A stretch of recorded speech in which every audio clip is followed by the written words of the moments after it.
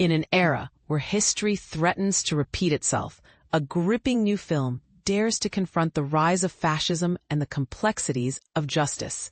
Nuremberg, directed by James Vanderbilt, is not just another historical drama.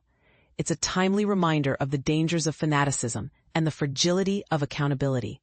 But here's where it gets controversial. Can a film about one of history's darkest chapters truly capture the moral ambiguity of its characters without risking sympathy for the unspeakable? Let's dive in.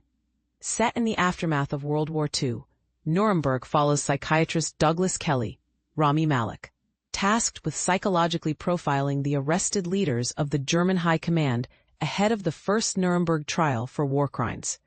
Led by American lawyer Robert H. Jackson, Michael Shannon, the trial aims to hold these men accountable for their role in the Holocaust. Among them is Hermann Göring, Russell Crowe, Hitler's second-in-command, who refuses to acknowledge his crimes against humanity. What unfolds is a chilling exploration of manipulation, intellect, and the blurred lines between victim and villain. And this is the part most people miss. Göring, portrayed with chilling charisma by Crowe, is not the one-dimensional monster history often paints him as. Instead, he's a cunning manipulator who nearly convinces Kelley, and by extension, the audience, of his innocence. This raises a provocative question. How easily can even the most educated minds be swayed by a well-crafted narrative? Crowe's performance is nothing short of masterful, delivering one of his career best roles as a man who is both repulsive and strangely compelling. Malek's Kelley, initially driven by ego and ambition, finds himself outmatched by Göring's intellect. Their dynamic is the heart of the film, a psychological tug-of-war that leaves Kelley and viewers questioning their own moral compass. Meanwhile, Michael Shannon's Jackson and Richard E. Grant's David Maxwell Fyfe add depth to the Allied perspective, showcasing the internal debates over how to handle these war criminals without turning them into martyrs. What sets Nuremberg apart from its 1962 predecessor, Judgment at Nuremberg, is its focus on the first trial, which targeted the military and political leaders rather than the doctors who carried out Hitler's eugenics policies.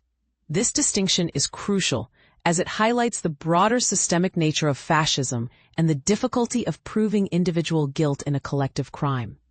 The film doesn't shy away from the complexities, leaving audiences to grapple with uncomfortable truths. Despite its 2.5-hour runtime, Nuremberg never drags. Vanderbilt's pacing is tight, and Brian Tyler's score adds a haunting urgency to the proceedings.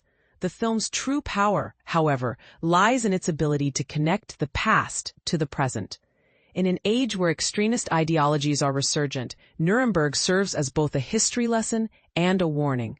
The seeds of hatred, once planted, can grow into something monstrous if left unchecked. But here's the real question. Does Nuremberg risk humanizing the inhumane? Or does it succeed in exposing the mechanisms of evil without excusing it? That's for you to decide. One thing is certain, this film will leave you questioning, debating, and reflecting long after the credits roll. Nuremberg opens in theaters this Friday. Don't miss it. And let us know in the comments, do you think a film like this can truly capture the moral complexities of its subject? Or does it risk blurring the lines too much?